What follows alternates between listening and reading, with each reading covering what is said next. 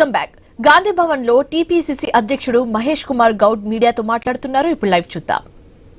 Congress committee అధ్యక్షుల యొక్క ఎన్నిక ప్రక్రియ జరిగినప్పటికీ కూడా కష్టపడి దాదాపు 10 నుంచి 12 లక్షల మధ్యన ఓటు చోరీ మీద సంతకాలను సేకరణ జరిగింది. ఆ ట్రక్కులు ఢిల్లీ చేరుకున్నాయి. ఈ సాయంత్రానికి ఇందిరాభవన్ ఏఎస్ హెడ్ క్వార్టర్స్ చేరుకుంటా ఉన్నాయి. 14వ తేదీన ముఖ్యమంత్రితో సహా యావత్ కేబినెట్ మంత్రులు, మా మెజారిటీ ఎమ్మెల్యేలు, ఎంపీలు, ఎమ్మెల్సీలు అందరూ కూడా రామ్లీలా మైదానంలో జరిగే మహాధర్నాలో పాల్గొంటా ఉన్నారు. పాల్గొనాల్సిందిగా నేను విజ్ఞప్తి చేస్తా ఉన్నాను. 11న జరిగిన మొదటి ఫేజ్ ఎన్నికలు ముగిసిన చోటు నుంచి పెద్ద ఎత్తున కార్యకర్తలు కూడా మహాధర్నాలో ఢిల్లీలో జరిగే కార్యక్రమంలో పాల్గొంటా ఉన్నారు. ఆ దశగా వారందరూ పాల్గొనాల్సిందిగా పెద్దలందరికీ, మా పిఏసీ సభ్యులకి, మంత్రులకి, ఎమ్మెల్యేలకి, ఎమ్మెల్సీలకి, ఎంపీలందరూ కూడా విజ్ఞప్తి చేస్తా ఉన్నాను. దేశం ప్రజాస్వామ్యాన్ని కూని చేసే విధంగా ఈ దేశం నడుస్తున్నటువంటి బీజేపీ ప్రభుత్వం ప్రయత్నాలు చేస్తూ ఉంది.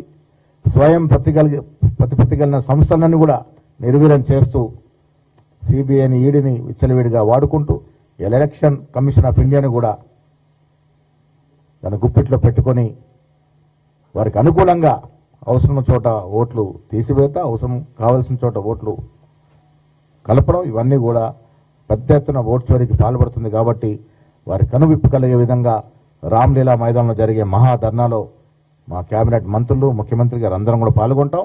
అక్కడ నుండి ప్రెసిడెంట్ ఆఫ్ ఇండియాకి ఆ రోజు మెమోరాండం ఇచ్చే కార్యక్రమం ఉంటుంది. ఆ కార్యక్రమంలో పాల్గొనాల్సిందిగా నేను అందరినీ విజ్ఞప్తి చేస్తా ఉన్నాను.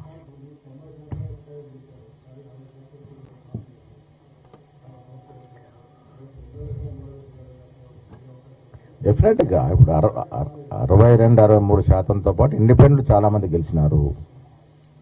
ఇండిపెండెంట్ చాలా చోట గెలిచినారు. వాళ్ళు ఒక 10-15% ఉంది.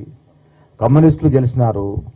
వాళ్ళంతా కూడా మా మద్దతుదారులు, మా పరస్పరంగా సహకారంతో గెలిచిన సందర్భం. ఇవన్నీ కలుపుకుంటుంటే 75% అవుతా ఉంది.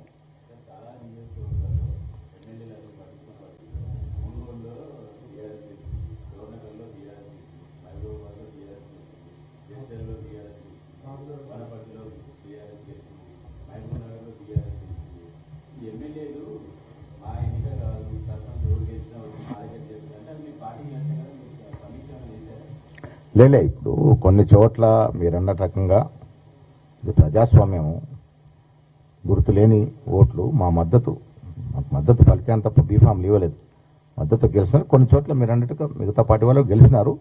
ఏది ఏమైనా ఓవరాల్గా చూసుకున్నప్పుడు 60-63% మేము గెలిస్తే మా మిత్రపక్షాలు ఇండిపెండెంట్ కలిసి 75%. అంటే ఈ రాష్ట్రంలో ప్రతిపక్షం బీఆర్ఎస్ పార్టీ, బీజేపీ కలిపితే కూడా 25% దాటట్లేదు అనేది వాస్తవం. 75% ప్రజలు ఇవాళ కాంగ్రెస్ వైపు ఉన్నారు, కాంగ్రెస్ పాలన పట్ల సంతృప్తిగా ఉన్నారనేది ఇవాళ వాస్తవం బయటకు వచ్చింది.